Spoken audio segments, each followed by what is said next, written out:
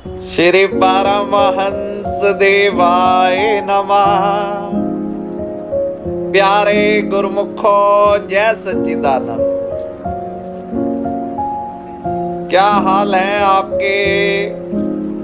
आज आपको नाम जाप की महिमा की कथा सुनाते हैं। एक सेठानी थी, बड़ी ही धार्मिक विचारों की, संत सेवी थी, सत्संग में बड़ी रुचि, परंतु उसके सेठ जी दुनियादारी, माया कमाने में, धन दौलत, बस इसी में गलतान, रात दिन, सत्संग आदि में बिल्कुल रुचि नहीं। एक बार शिव मंदिर में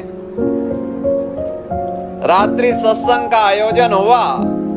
सेठानी की बड़ी इच्छा थी सत्संग में जाने की, परंतु रात्रि सत्संग केवल पुरुषों के लिए था, महिलाओं को आज्ञा नहीं थी।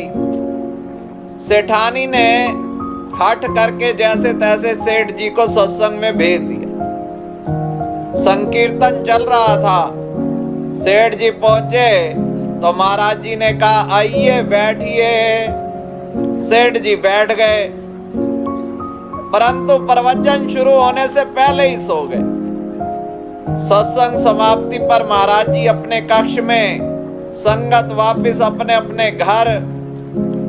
बस जिसकी दरी थी केवल वो प्रतीक्षा कर रहा, सेठ उठे तो दरी उठाऊं, पर सेठ जी तो घोड़े बेचकर सो रहे। आखिर दरी वाले सज्जन ने हिलाकर कहा जाइए।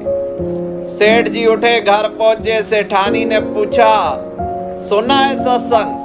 सेठ जी ने कहा बड़ा आनंद आया, बड़ा आनंद आया।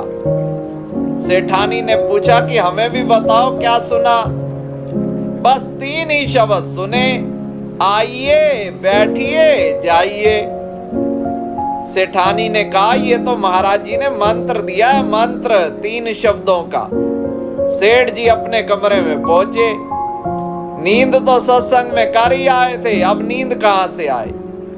सो मंत्र जाप आरंभ कर दिया, आइए, बैठिए, जाइए, आइए, बैठिए, जाइए। तभी एक चोर आया, उसने जैसे ही ये सुना सोचा पकड़ा गया, सेठ के चरणों पर गिर पड़ा और दूसरे घर से भी जो चोरी का पैसा था सब सेठ के चरणों में डाल दिया। सेठ जी ने कहा मंत्र तो बड़ी जल्दी सिद्ध हो गया। जब सेठानी को बताया तो सारी बात समझते हुए सेठानी बोली ये कोई मंत्र नहीं था सेठ जी, मैंने तो परिहास में ही कहा था, परंतु विचार करो, जब झूठे मंत्र जाप से बाहरी चोर भाग गया तो अगर सच्चाई से नाम जाप करोगे तो अंदर के काम, क्रोध आदि सब चोर भाग जाएंगे।